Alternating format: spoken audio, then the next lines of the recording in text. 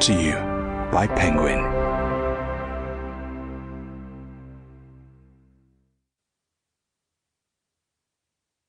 The Spy Who Came In From the Cold by John le Carré. Read by Simon Russell Beale. Chapter 1. Checkpoint. The American handed Lemas another cup of coffee and said, "Why don't you go back and sleep? We can ring you if he shows up." Lemas said nothing, just stared through the window of the checkpoint along the empty street. "You can't wait forever, sir. Maybe he'll come some other time. We can have the police contact the agency. You can be back here in 20 minutes. "No," said Lemas. "It's nearly dark now." "But you can't wait forever. He's 9 hours over schedule." "If you want to go, go. You've been very good," Lemas added. "I'll tell Kramer you've been damn good." "But how long will you wait?" "Until he comes." Lemas walked to the observation window and stood between the two motionless policemen. Their binoculars were trained on the eastern checkpoint. "He's waiting for the dark," Lemas muttered. "I know he is." "This morning you said he'd come across with the workmen." Lemas turned on him.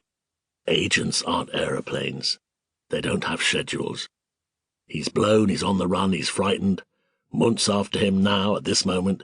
He's only got one chance. Let him choose his time." The younger man hesitated, wanting to go and not finding the moment. A bell rang inside the hut. They waited, suddenly alert. A policeman said in German, "Black Opel record, federal registration."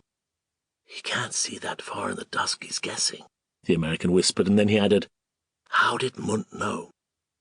"Shut up," said Lemas from the window. One of the policemen left the hut and walked to the sandbag emplacement 2 feet short of the white demarcation which lay across the road like the baseline of a tennis court. The other waited until his companion was crouched behind the telescope in the emplacement, then put down his binoculars, took his black helmet from the peg by the door, and carefully adjusted it on his head.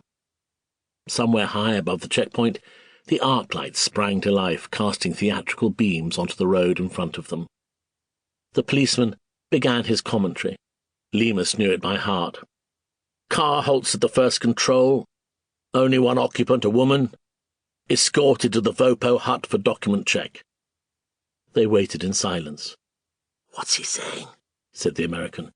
Lemas didn't reply. Picking up a spare pair of binoculars, he gazed fixedly towards the East German controls. "Document check completed. Admitted to the second control." "Mr. Lemas, is this your man?" the American persisted. "I ought to ring the agency." "Wait." "Where's the car now? What's it doing?" "Currency check, customs," Lemas snapped. Lemas watched the car. There were 2 Vopos at the driver's door, one doing the talking, the other standing off, waiting. A third was sauntering round the car. He stopped at the boot, then walked back to the driver. He wanted the key.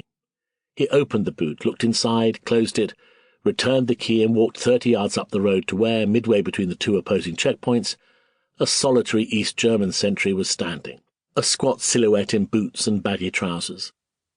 The 2 stood together, talking, self-conscious in the glare of the arc light. With a perfunctory gesture they waved the car on. It reached the 2 sentries in the middle of the road and stopped again. They walked round the car, stood off, and talked again. Finally, almost unwillingly, they let it continue across the line to the western sector. "It is a man you're waiting for, Mr. Lemas?" asked the American. "Yes, it's a man." Pushing up the collar of his jacket, Lemas stepped outside into the icy October wind. He remembered the crowd then. It was something he forgot inside the hut, this group of puzzled faces. The people changed, but the expressions were the same. It was like the helpless crowd that gathers round in a traffic accident, no one knowing how it happened, whether you should move the body. Smoke or dust rose through the beam of the arc lamps, a constant shifting pall between the margins of light. Lemas walked over to the car and said to the woman, "Where is he?" "They came for him, and he ran. He took the bicycle. They can't have known about me." "Where did he go?" "We had a room near Brandenburg, over a pub. He kept a few things there, money, papers." Sample complete. Ready to continue?